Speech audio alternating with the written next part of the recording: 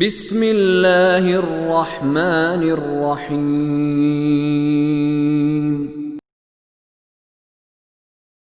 وقال الذين كفروا لا تسمعوا لهذا القرآن والغوا فيه لعلكم تغلبون فلنذيقن الذين كفروا عذابا شديدا ولنجزينهم أسوأ الذي كانوا يعملون ذلك جزاء أعداء الله النار لهم فيها دار الخلد جزاء بما كانوا بآياتنا يجحدون وقال الذين كفروا ربنا أرنا الذين أضلانا من الجن والإنس نجعلهما تحت أقدامنا ليكونا من الأسفلين إن الذين قالوا ربنا الله ثم استقاموا تتنزل عليهم الملائكة ألا تخافوا ولا تحزنوا وأبشروا بالجنة التي كنتم توعدون نحن أولياؤكم في الحياة الدنيا وفي الآخرة ولكم فيها ما تشتهي أنفسكم ولكم فيها ما تدعون نزلا من غفور رحیم۔ وہ لوگ جنہوں نے کفر کیا کہتے ہیں اس قرآن کو نہ سنا کرو اور اس میں شور مچا دیا کرو تاکہ تم غالب آ جاؤ۔ قرآن سنیں گے لوگ پھر تم غالب نہیں آ سکتے۔ پس ہم، اب اللہ فرما رہے ہیں، پس ہم یقیناً ضرور بالضرور ان کافروں کو سخت عذاب چکھائیں گے اور انہیں ان کے برے اعمال کی بدترین سزا ضرور دیں گے۔ اور یہاں پہ برے اعمال میں سب سے برا عمل کون سا ہے؟ جو تم نے لوگوں کو قرآن نہیں سننے دیا، تم قرآن میں شور مچا دیتے تھے، خود تو تم برے تھے ہی، دوسروں کی بھی ہدایت کا راستہ تم نے روک لیا۔ یہی آتش اللہ کے دشمنوں کی سزا ہے، اس میں ان کے لیے ہمیشہ کا گھر ہے، اور یہ اس بات کی سزا ہے جو وہ ہماری آیات کا انکار کیا کرتے تھے۔ یہ یہاں پہ لفظ استعمال ہوا یجحدون، کفر کو بھی انکار کہتے ہیں، انکار خود بھی عربی کا لفظ ہے، اور جحود یجحدون یہ بھی عربی کا لفظ ہے۔ جحود کس انکار کو کہتے ہیں؟ کہ پتہ چل جائے ہے صحیح بات پھر کہہ نہیں مانتے۔ ان کافروں کو پتہ چل گیا تھا یہ قرآن تاثیر رکھتا ہے، اس تاثیر سے دوسروں کو محروم کرنے کے لیے ایسے ہٹ دھرم تھے، اس بات کو سمجھ لینے کے بعد پھر نہیں مانتے۔ تو اللہ فرما رہا ہے کہ اس کی ہم ان کو شدید ترین عذاب دیں گے، سزا دیں گے جو یہ ہماری آیات کا انکار کیا کرتے تھے۔ اور کافر کہیں گے اے ہمارے پروردگار، اب یہ پھر قیامت کا سین ہے، قیامت کی تصویر اللہ دکھا رہا ہے، اور وہ لوگ جنہوں نے کفر کیا ہے وہ کہیں گے اے ہمارے رب، جنوں اور انسانوں میں سے جنہوں نے ہمیں گمراہ کیا تھا دونوں کو ہمیں دکھا۔ یہ جنوں اور انسانوں سے مراد کیا ہے؟ شیاطین من الجنۃ والناس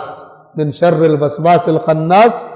الذی یوسوس فی صدور الناس من الجنۃ والناس۔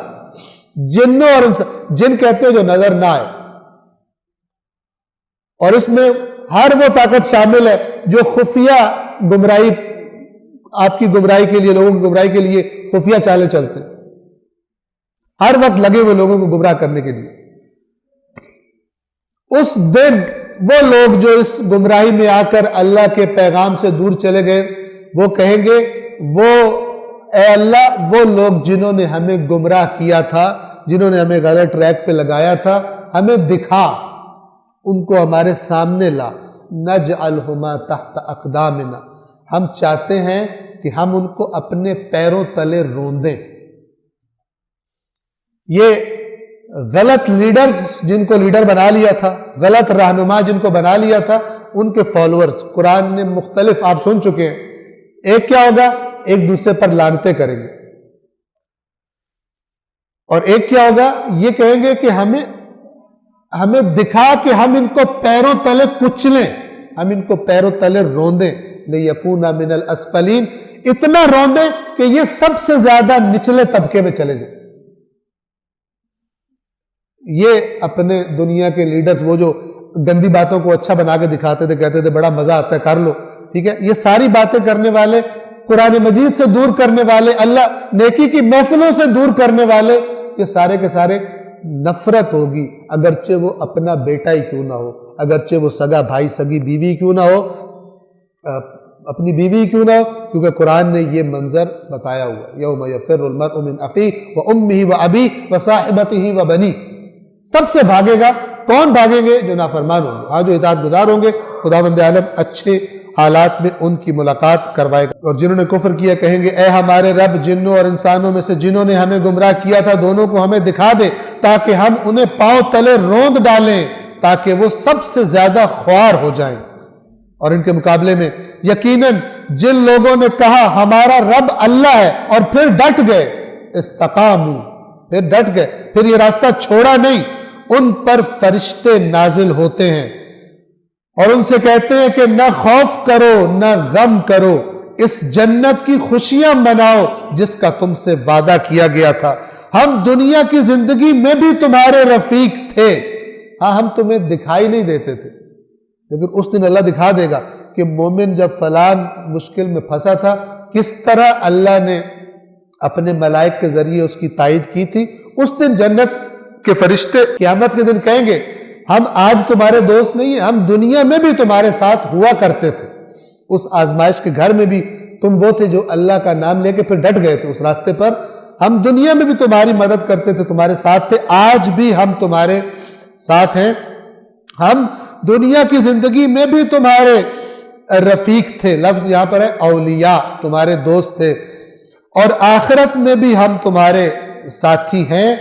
اور یہاں تمہارے لیے من پسند چیزیں موجود ہیں، اور جو چیز تم طلب کرو گے وہ تمہارے لیے اس میں موجود ہوگی، یہ اس ذات کی طرف سے تمہاری مہمان نوازی کے طور پر ہے جو بڑا غفور اور رحیم ہے۔ یہ مہمان نوازی ہے اللہ کی طرف سے۔ یہ نزلن کا لفظ آیا ہے، نزل ان چیزوں کو کہتے ہیں کہ جب کوئی مہمان آتا ہے تو اس کو شروع میں پیش کی جاتی ہے، اس کو فریش کرنے کے لیے جو مطلب